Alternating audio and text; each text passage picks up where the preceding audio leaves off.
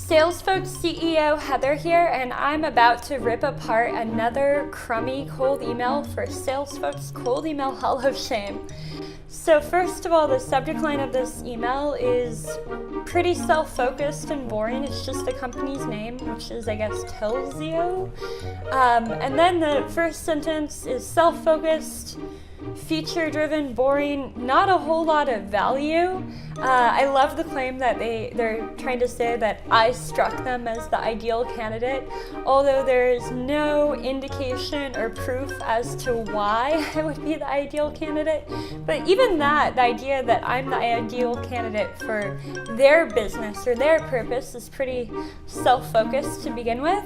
And then they go on to start talking more about their company. They make the claim that they're the world's most flexible VoIP SaaS platform. Wow, what a jargony mouthful, and kind of a presumptuous claim, but it really doesn't mean much on its own unless you know and care a lot about VoIP SaaS platforms, which I don't. And then they also have a series of bullet points, which is an absolute no-no for cold emails. We've tested this out a lot, and bullet points and numbered lists always get a lower positive response rate, so that's something you never want to do in your cold email.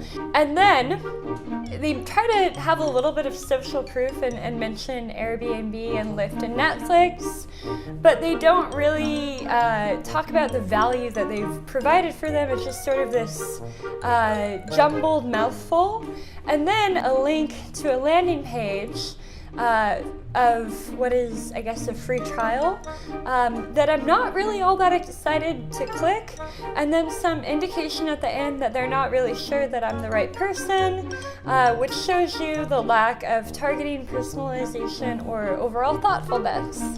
Anyways, this is the end of my critique of this crummy cold email. I hope that you follow this advice so you don't end up on the SalesFolk Hall of Shame. Other than that, happy cold emailing. Cheers!